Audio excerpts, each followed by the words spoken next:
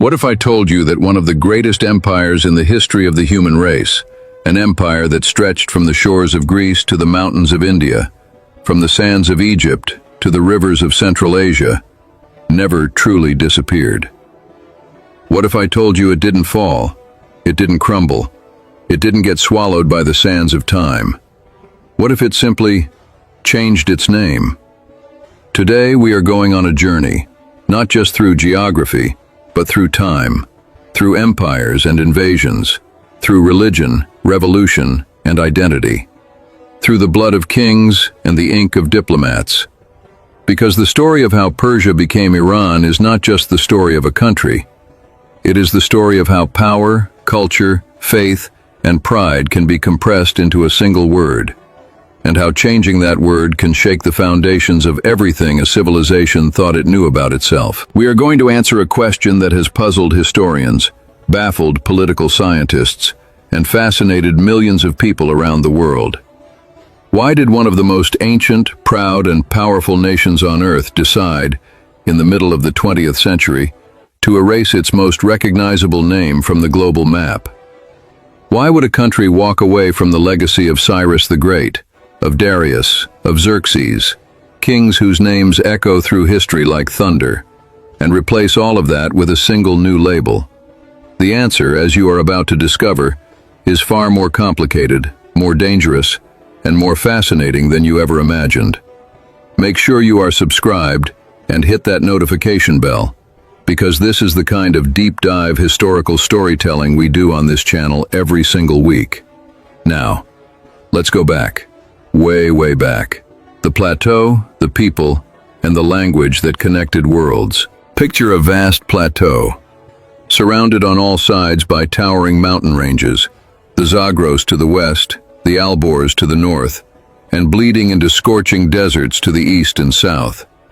This is the Iranian plateau, and for thousands of years it has been one of the most strategically important pieces of land on the face of the earth. Why? Because it sits at the crossroads of everything. East meets west here, north meets south here. Every great trade route, every river of commerce, of religion, of ideas, had to pass through or around this plateau.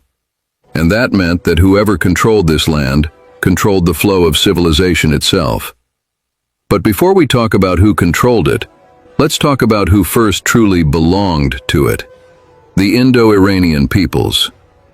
Around the second millennium before Christ, that's roughly 2000 to 1500 BCE, a group of nomadic peoples began filtering down onto the Iranian plateau from the north and east. These were the Indo-Iranian peoples. And here is something that will absolutely blow your mind if you've never heard it before. These people did not speak Arabic. They did not speak any Semitic language at all. They spoke an Indo-European language, a language that was, in fact, a distant cousin of Latin, of Greek, of Sanskrit, and yes, of the very languages that eventually became Portuguese, Spanish, English, and German. Think about that for a moment. When an ancient Persian man said madar, he was saying the same word that a Roman would say as mater. When he said pidar for father, a Roman said pater. A Sanskrit speaker said pitar. These languages were branches of the same ancient tree, and that tree had roots on the Iranian plateau. This linguistic connection is not a footnote in history. It is a declaration. It tells you that the Persian civilization was not an extension of the Arab world. It was not a branch of Mesopotamian culture. It was something entirely, uniquely, and powerfully its own: the Medes and the Persians. Among the Indo-Iranian tribes that settled on the plateau, two groups rose to prominence above all others. The first were the Medes. They settled in the northwestern part of the plateau, in fertile valleys sheltered by mountains, and they were powerful, well-organized, and ambitious. For centuries, the Medes were the dominant force on the plateau. They defeated the mighty Assyrian Empire. They sacked Nineveh, one of the great cities of the ancient world. Their capital, Ecbatana, was a place of legend. The second group were the Persians. They settled further south, in a region known as Pars, or Parsa. This is a crucial detail, Because the word Persia that the entire world would eventually come to know, it comes directly from this regional name, Pars. At this point in history, the Persians were not the dominant power. They were, in many ways, subjects of the Medes, a tributary people, talented, proud, ancient, but not yet the rulers of their own destiny. But destiny has a sense of drama, and from the hills of Pars, a child was about to be born. A child who, according to legend, his own grandfather tried to have murdered because a prophecy said he would one day overthrow the most powerful king in the world. That child survived, and the world was never the same again. Cyrus the Great, the man who invented human rights. His name in Persian was Kurash. To the Greeks he was Kyros. To the Jews he was the anointed liberator. To us, he is Cyrus the Great. And if history has any justice, and it often does not, then Cyrus the Great should be as famous as Alexander, as Julius Caesar, as Napoleon, because what he built, and how he built it, was unlike anything the ancient world had ever seen. The overthrow of the Medes. Around 550 BCE, Cyrus, king of the relatively small Persian kingdom of Anshan, led a revolt against his Median overlords. He defeated Astyages, the Median king, and in doing so did something remarkable. He did not destroy the Median state. He absorbed it. He kept their officials. He respected their traditions. He blended their identity into his own. This was the first glimpse of a governing philosophy that would define the Persian Empire for generations, the Achaemenid Empire. What Cyrus founded, and what his successors, especially Cambyses and then the great Darius I, would expand to staggering proportions, was the Achaemenid Empire. At its height, this empire was the largest the world had ever seen. It stretched from the Indus River in modern-day Pakistan to the shores of Libya in North Africa. From the Caucasus Mountains in the north to the Arabian Sea in the south, over 44% of the entire world's population at the time lived under Persian rule. 44%. No empire before or since, not Rome, not the Mongols, not the British, has ever governed a greater share of humanity relative to the world's total population. But size was not the Achaemenid Empire's greatest achievement. The Cyrus Cylinder, the world's first declaration of human rights. When Cyrus conquered Babylon in 539 BCE, peacefully, astonishingly, with the gates of the city opened to him by a population tired of their own king, he did something that stopped the ancient world in its tracks. He freed the enslaved peoples. He allowed the exiled to return home. Most famously, he allowed the Jewish people, who had been captive in Babylon since Nebuchadnezzar, to go home to Jerusalem and rebuild their temple. And he had all of this recorded on a clay cylinder, the Cyrus Cylinder, which today sits in the British Museum and is widely regarded as the world's first declaration of human rights. In that cylinder, Cyrus declared that he would not terrorize the people he conquered. He would not force them to abandon their gods. He would not destroy their temples. Every person under his rule had the right to worship as they chose and live as they wished. To the Babylonians, he presented himself as the chosen of Marduk, their supreme god. To the Persians, he was the King of Kings. To the Jews, he was literally described in the Bible, in the book of Isaiah, as the Lord's anointed one. One man. Three completely different divine identities, and he wore all three simultaneously without contradiction. That is political genius of the highest order. The infrastructure of an empire. Under Darius I, the empire was not just vast, it was organized. A system of royal roads was built, including a 2,700-kilometer highway from Susa to Sardis that allowed royal messengers to travel its entire length in just 7 days, a feat that stunned the ancient world. A sophisticated postal system was established. A standardized currency was introduced. Satraps, regional governors, administered the provinces, but were checked by independent auditors who reported directly to the king. Historian Lloyd Llewellyn-Jones has called it, without hesitation, the world's first superpower.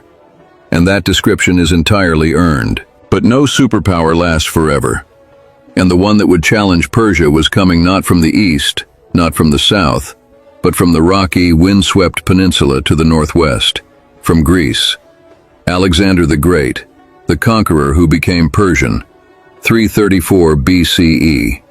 A Macedonian army crosses the Hellespont, the narrow strait that separates Europe from Asia, and sets foot on Persian soil. At its head rides a young man not yet 22 years old, blonde, intense, possibly slightly mad, certainly brilliant. His name was Alexander, son of Philip of Macedon, student of Aristotle, and he believed, with the absolute, unshakable conviction of a man who has never truly been told no, that he was destined to conquer the world. 3 battles that ended an empire. The Persian Empire fell in 3 decisive engagements. At the Granicus River in 334 BCE, Alexander shattered a Persian defensive force and gained a foothold in Asia Minor. At Issus in 333 BCE, he met the Persian king Darius III himself on the battlefield and routed him. Darius fled, abandoning his family, his treasury, and his dignity.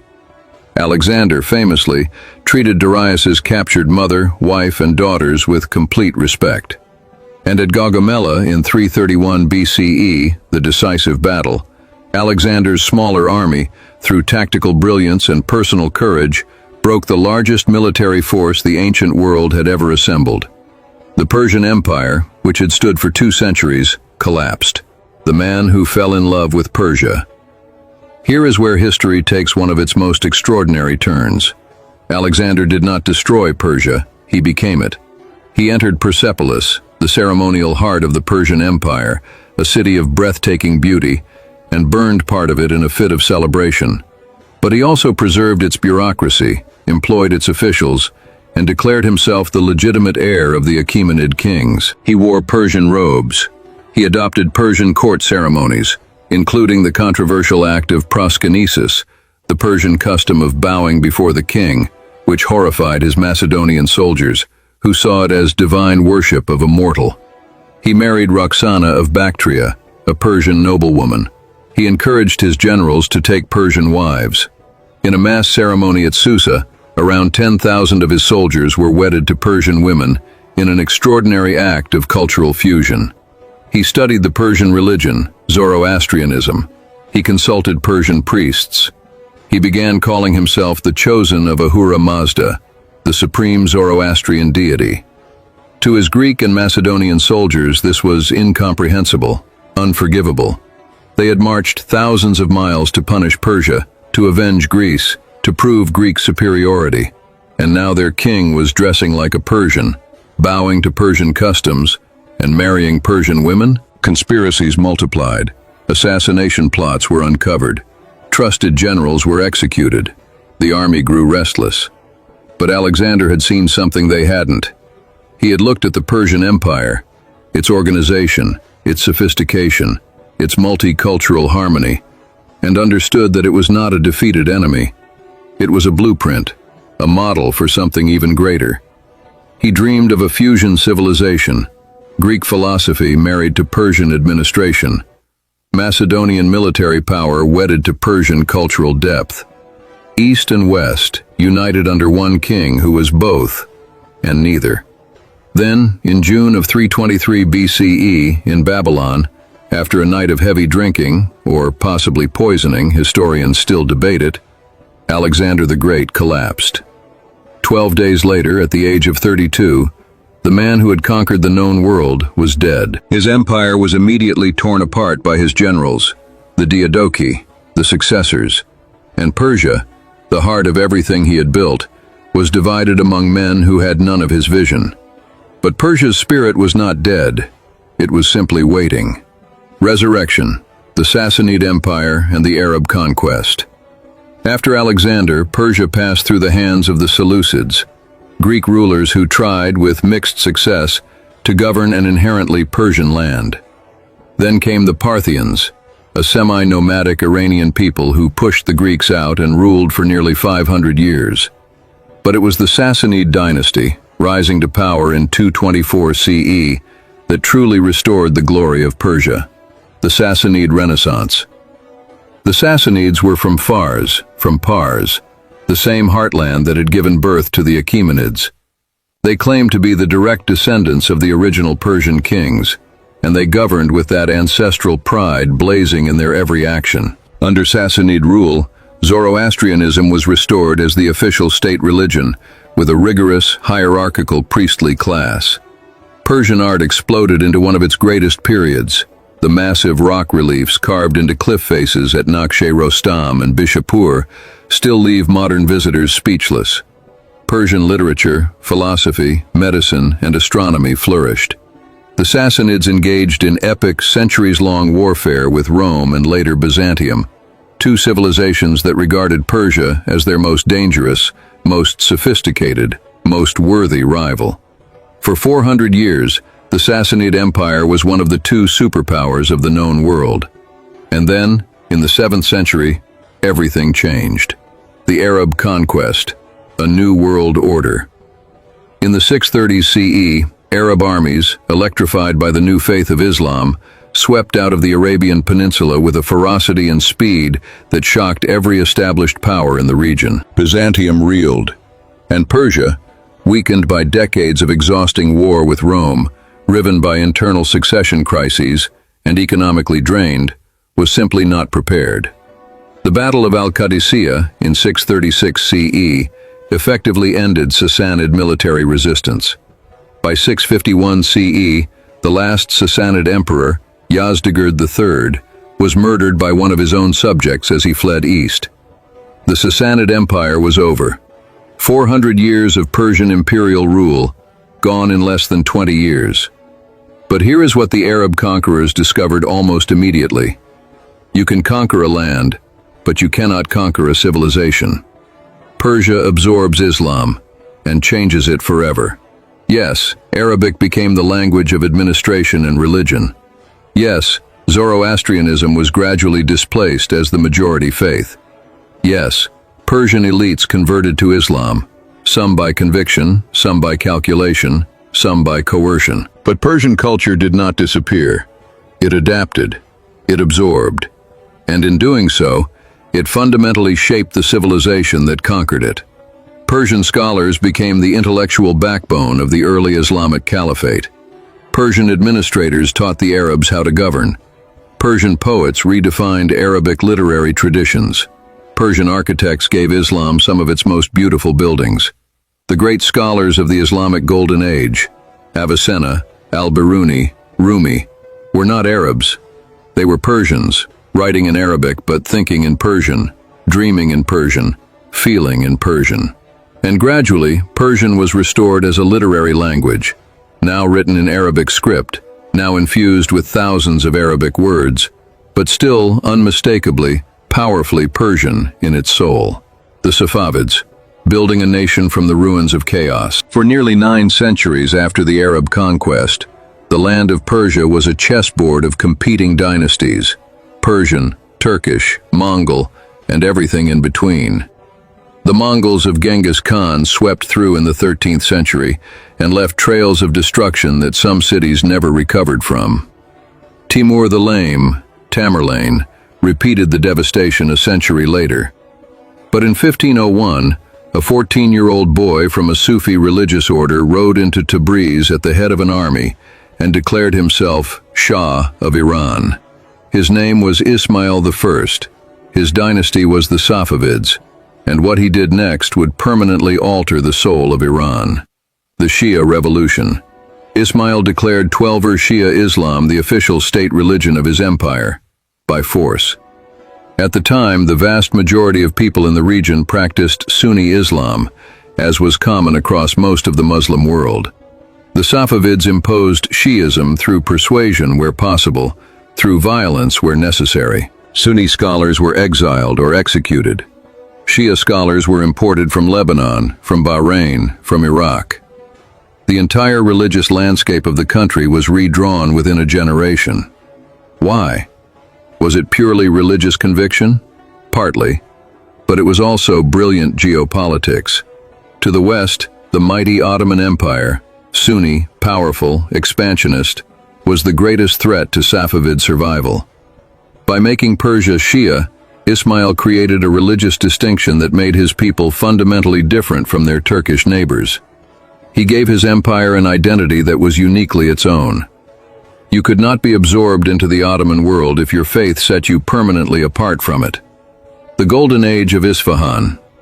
Under Shah Abbas I, ruling from 1588 to 1629, the Safavid Empire reached its absolute peak. He rebuilt Isfahan as one of the most beautiful cities in the world.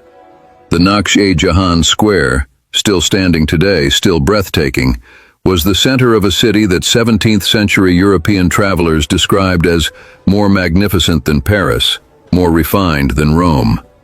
Trade flourished. The arts exploded. Persian carpet weaving, miniature painting, poetry, and philosophy all reached extraordinary heights. And it was during this period that the tension between two names, Persia and Iran, began to sharpen into something that demanded a resolution. The diplomatic letter that rewrote history. Let's be precise about this. The name Iran, derived from the ancient term Aryanam, meaning land of the Aryans or land of the noble ones, had been used within the country for well over 1,000 years. When Iranians spoke of their own land, they said Iran. When they wrote poetry about their homeland, they wrote Iran. When they prayed for their country, they prayed for Iran. Persia, on the other hand, was always a foreign name, a Greek name. The Greeks called the whole empire after its most visible province, Pars. And the name stuck in every European language: Persia, Pers, Persian, Persi. For centuries, two names coexisted: Iran at home, Persia abroad. An ambiguity that was neither ideal nor intolerable, until history made it urgent. Reza Shah and the politics of identity. In 1925, Reza Khan, a military officer of remarkable ambition and ruthlessness, declared himself Reza Shah Pahlavi, founding the Pahlavi dynasty. He was obsessed with modernizing Iran. He looked at Ataturk's Turkey, which had just abolished the Ottoman Caliphate, replaced Arabic script with Latin letters, and declared itself a secular modern state, and saw a model. Reza Shah built roads, railways, and universities. He westernized the legal system. He mandated Western dress. He sent thousands of students abroad to study. He wanted Iran to stride onto the world stage, not as an exotic Oriental relic, but as a modern sovereign nation. And Persia, with all its romantic Orientalist baggage, stood in his way. In the Western imagination, Persia was carpets and poetry and harems and incense. It was the land of the 1001 nights, mysterious, beautiful, backward. The land that Alexander had conquered. The land that was once great but had long since faded. Reza Shah wanted the world to see something different, something new, something equal. In March of 1935, he sent a circular to every foreign embassy and every international organization in the world. The message was clear and non-negotiable. From this point forward, the country's name in all official correspondence, all treaties, all diplomatic communication would not be Persia. It would be Iran. The reaction, division and debate. Inside Iran, the reaction was deeply divided. Nationalists cheered. The new name connected Iran to its ancient pre-Islamic, pre-Arab identity, the land of the Aryans, the heirs of Cyrus. It was a declaration of sovereignty, of uniqueness, of pride. But many intellectuals wept. Persia, for them, was not a colonial imposition. It was a badge of honor. It was the name under which the greatest empire in history had ruled. It was the name written in Herodotus, in Shakespeare, in the Bible. To abandon it felt like burning a library. And there were those, far-sighted critics, who worried about the political implications of emphasizing Aryan identity in 1935. The same year Hitler's Germany was passing the Nuremberg race laws. The same year Aryan was becoming synonymous not with ancient Persian nobility, but with Nazi ideology. Reza Shah, to put it mildly, had not thought through every implication. 1979 and the world we live in. Two names, one endless identity. In 1979, a revolution swept Reza Shah's son, Mohammad Reza Shah Pahlavi, from power. The Islamic Republic of Iran was born.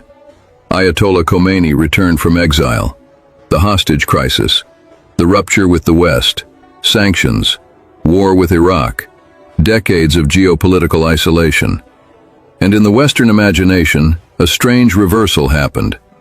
Iran became associated with crisis, conflict, and confrontation. Nuclear programs and hardline clerics and chants of "Death to America." Every breaking news headline seemed to feature the word. But Persia? Persia quietly became romantic again. Safe, distant, beautiful. The land of Hafez and Rumi, of saffron and pomegranates, of turquoise mosques and star-scattered ceilings. Iranian restaurants in Los Angeles and London began calling themselves Persian.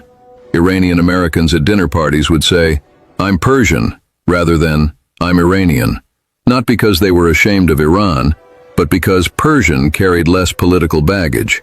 Two names, one people, and a constant, exhausting negotiation between how you see yourself and how the world insists on seeing you. The deeper truth. Here is what you need to take away from all of this. The name change of 1935 was not the beginning of Iran's story, and the Islamic Revolution of 1979 was not its end. What we are looking at is a civilization that is 4,000 years old, a civilization that has been conquered by Greeks, Arabs, Mongols, and Turks, and absorbed every single one of them. A civilization whose language was declared dead by conquerors multiple times, and that came back stronger every time. Cyrus the Great built an empire on the radical idea that you do not have to destroy what you conquer.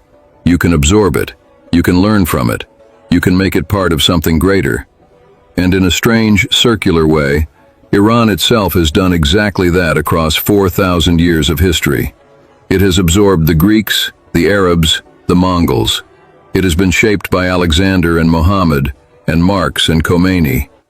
And through all of it, through every invasion and every revolution and every name change, something essential has survived.